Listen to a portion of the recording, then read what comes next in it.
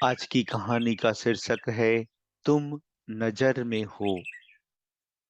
सुबह सुबह दरवाजे की घंटी बजी। मैं उठकर आया, दरवाजा खोला तो देखा एक आकर्षक कद काठी का व्यक्ति चेहरे पे प्यारी सी मुस्कान लिए खड़ा है। मैंने कहा, जी कहिए। तो बोला, अच्छा, अच्छा जी, आज जी कहिए। रोज तो एक ही गुहार लगाते थे, प्रभु सुनिए, प्रभु सुनिए। आज जी कहिए। वाह। मैंने आंख मसलते हुए कहा, माफ कीजिए भाई साहब, मैंने पहचाना नहीं आपको। तो कहने लगे, भाई साहब नहीं, मैं वो हूँ जिसने तुम्हें साहिब बनाया है। अरे, ईश्वर हूँ। ईश्वर, तुम हमेशा कहते थे नजर में बसे हो पर नजर नहीं आते। लो, आ गया। अब आज पूरा दिन तुम्हारे साथ ही रहूंगा। मैंने चिढ़ते हुए कहा, ये क्या मजाक है। अरे, मजाक नहीं है, सच है।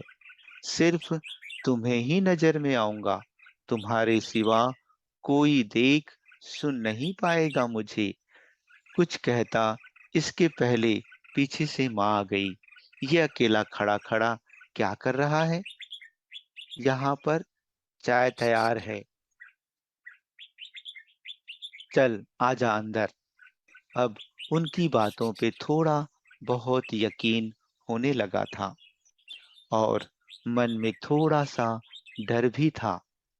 मैं जाकर सोफे पे बैठा ही था तो बगल में वो आकर बैठ गए।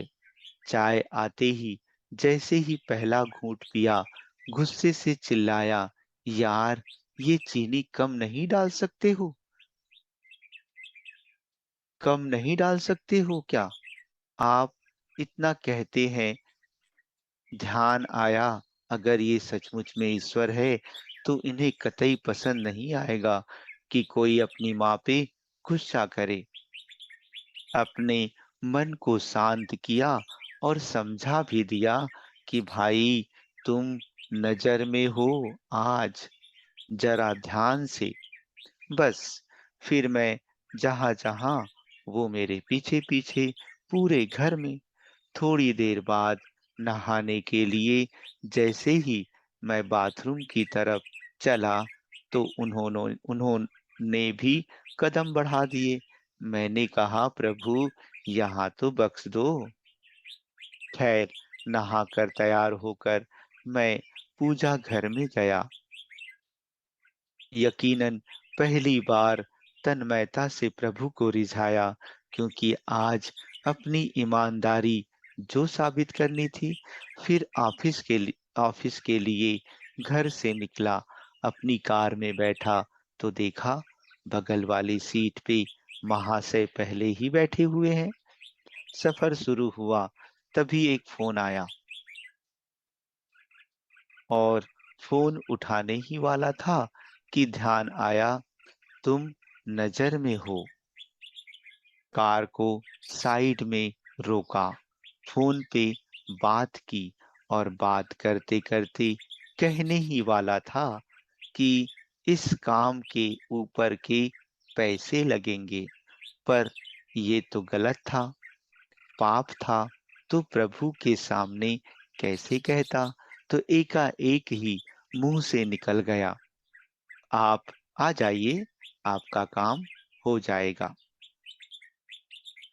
आज फिर उस दिन ऑफिस में ना स्टाफ पे गुस्सा किया, ना किसी कर्मचारी से बहस की। 150 गालियां तो रोज अनावश्यक निकल ही जाती थी मुंह से, पर उस दिन सारी गालियां कोई बात नहीं, इट्स ओके में तब्दील हो गई। वो पहला दिन था जब क्रोध, घमंड, किसी की बुराई, लालच, अपशब्द, बेईमानी, झूठ, ये सब मेरी दिनचर्या का हिस्सा नहीं बने। शाम को ऑफिस से निकला कार में बैठा तो बगल में बैठे ईश्वर को बोल ही दिया, प्रभु सीट बेल्ट लगा लो, कुछ नियम तो आप भी निभाओ। उनके चेहरे पे संतोष भरी मुस्कान थी। घर पर रात्रि भोजन जब परोसा गया, तब शायद पहली बार मेरे मुख से निकला, प्रभु पहले आप लीजिए।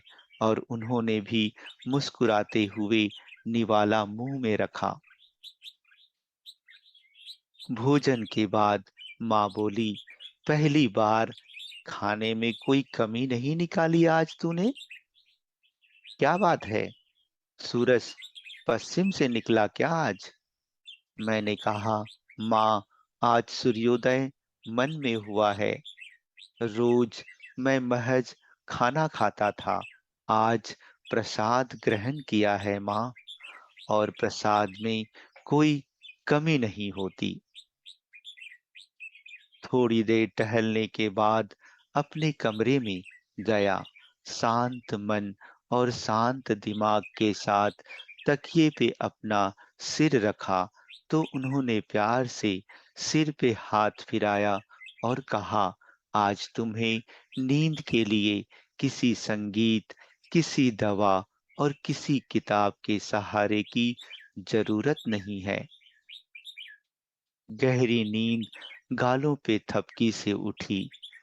कब तक सोएगा?